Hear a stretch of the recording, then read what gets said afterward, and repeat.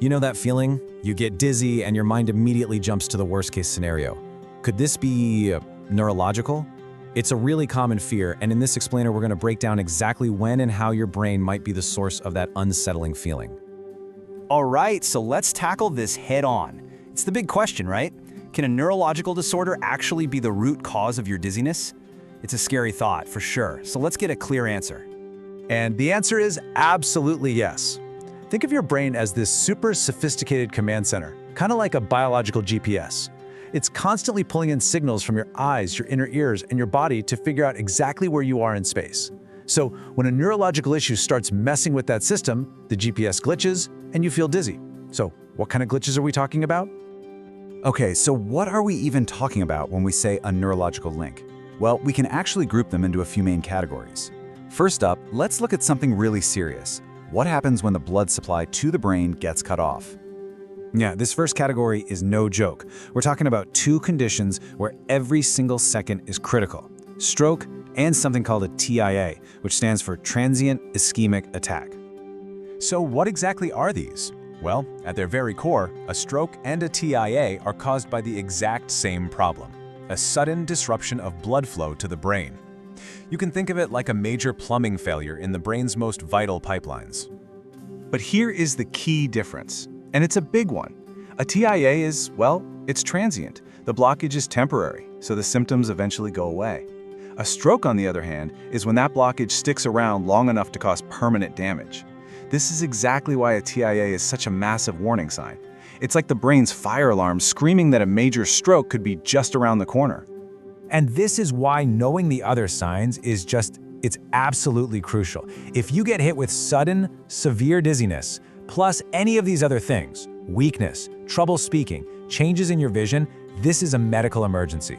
The big takeaway here, don't hesitate. Don't wait to see if it gets better. Call for help immediately. Okay, so dizziness isn't always a plumbing issue. Sometimes the problem is with the brain's wiring, the whole communication network that sends signals back and forth. So let's look at two conditions where this goes wrong: migraines and multiple sclerosis, or MS. First up, migraine-associated vertigo. Now, when most of us hear migraine, we automatically think of a splitting headache, right? But here's the wild part. For some people, the main event isn't pain at all.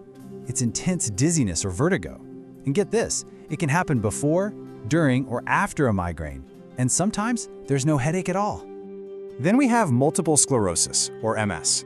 This is an autoimmune disease, which means the body's own defense system gets confused and starts attacking the protective coating around its nerves. So when that damage happens along the nerve pathways that manage our balance, the signals get all jumbled up. And that leads to that feeling of chronic dizziness and unsteadiness. All right, so we've talked about the brain's plumbing and its wiring.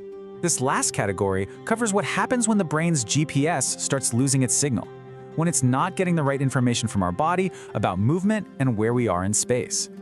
So Parkinson's disease, most people know it as a movement disorder that causes tremors, but it also has a huge impact on the brain's ability to control your posture and balance. And that can create this constant feeling of being unsteady, especially when you change positions, like just getting up from a chair. And then there's this. What happens when the signals from your own body can't even get to the brain in the first place? That's exactly what goes on with peripheral neuropathy. The nerves in your feet and legs get damaged, so your brain's GPS just isn't getting reliable information about the ground you're standing on. It's like trying to drive a car with your eyes closed. You have no idea where the road is. Wow. Okay, so we've seen how dizziness can come from blood flow problems, scrambled nerve signals, or issues with movement and sensation. That's a lot. So after all that, what's the one thing you really need to take away from this? It really boils down to this. Just understanding the potential cause of your dizziness is the single biggest first step toward actually finding a solution. It's not just some random, vague symptom, it's a clue. And following that clue is how you start getting real answers. Now, what we've covered here today is really just scratching the surface.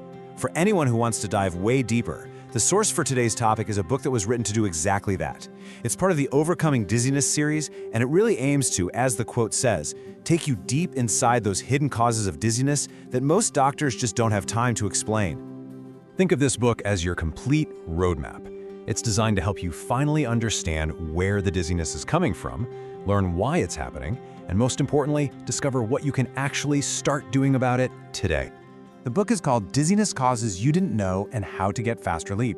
So if anything we've talked about today really hit home for you, this is a fantastic next step. We've put the link right there for you in the description. So I'll just leave you with this one question to think about. What could a deeper, real understanding of your symptoms unlock for you? Thanks so much for joining me to break all this down.